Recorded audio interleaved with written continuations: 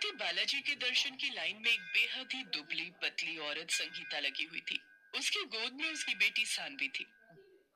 दर्शन करते वक्त संगीता ने हाफते हुए मन्नत मानी, हे प्रभु, मुझ पर दया करो।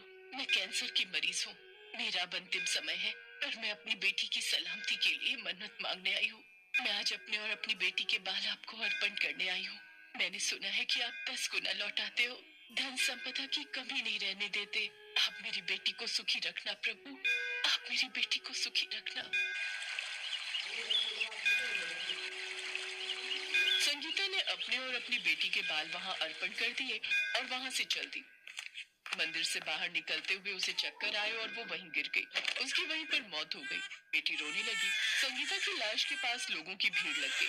तभी एक औरत उस भीड़ को चीरते हुए आई और सानवी को गोद में उठाकर बोली, मेरी बच्ची, तू तो अनाथ हो गई, लेकिन तेरी मौसी रीमा अभी जिंदा है। मैं अब से तेरा लालन पालन करूंगी। वो सानवी को अपने घर ले गई और उसका लालन पालन करने लगी। ऐसे ही समय बीता और सानवी अब 18 साल की खूबसूरत लड़की हो गई। उसके बाल बेहद ही खूबसूरत और चमकदार थे। उसे जो भी देखता वो मोहित हो जाता। मोहल्ले भर के लड़के उसके दीवाने थे, लेकिन सानवी को तो सिर्फ सीधा साधा मनोज पसंद था। रीमा को जब उन दोनों के प्यार की भनक लगी तो रीमा ने उन दोनों की शादी करवा दी। मनोज के परिवार में उसकी माँ और भाई भाभी रहते थे। सुहागरात के दिन मनोज उसके बालों को छूता है और तारीफ करते हुए कहता है, वाह सानवी, तुम्हारे बाल तो कितने रेशमी और मुलायम है। जी जाता है सारी उम्र इनकी छांव में ही गुजार दूं। अपनी तारीफ सुनकर सानवी शर्मा जाती है। अगले दिन वो सबके लिए अपनी पहली रसोई बनाती है, जिसे चख कर सभी उसकी खूब तारीफ करते हैं।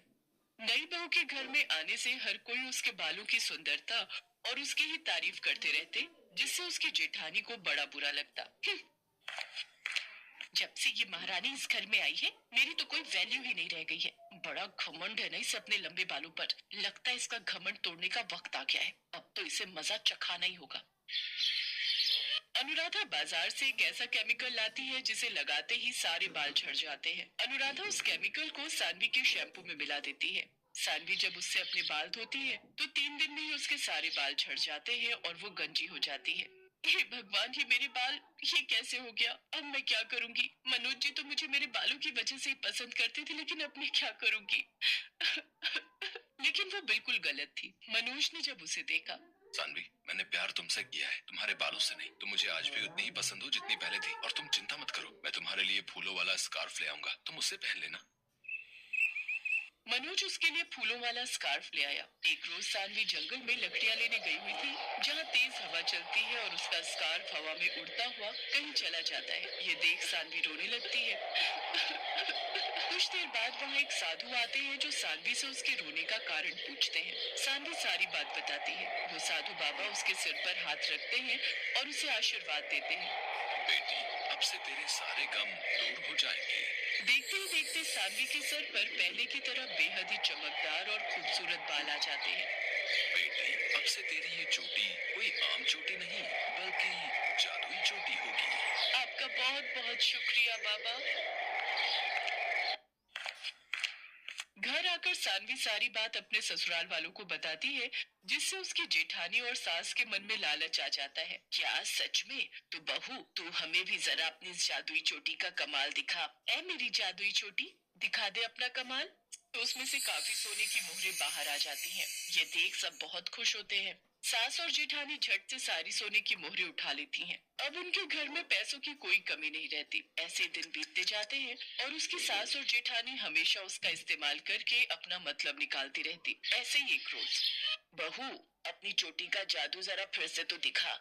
वो क्या है ना, घर में पैसे खत्म हो गए। अब तुझे तो पता ही है इस महंगाई में कितने खर्च हो जाते हैं। लाला, जरा और सोने की मोहरें मांग अपनी इस चोटी से। नहीं माँ जी, आप लोगों का लालच दिन पर दिन बढ़ता ही जा रहा है। भगवान का दिया सब कुछ है अब हमारे पास। मैं अब और अपनी चोटी का इस्तेमाल आपके लालच के लिए नहीं करूंगी, बल्कि गरीब और जरूरतमंद लोगों की मदद के लिए ही करूंगी। अगर नहीं दे सकती तो निकल जा मेरे घर से। सानवी अकेली नहीं जाएगी, मैं भी उसके साथ जाऊंगा। इस लालची घर में मैं और नहीं रुक सकता। सानवी और मनोज उस घर से चले जाते हैं। अपना एक अलग घर बनाकर रहने लगते हैं, जहां अपनी जादुई चोटी से सानवी गरीब और जरूरतमंद लोगों की मदद करती है और अपने पति के साथ खुशी खुशी रहती है।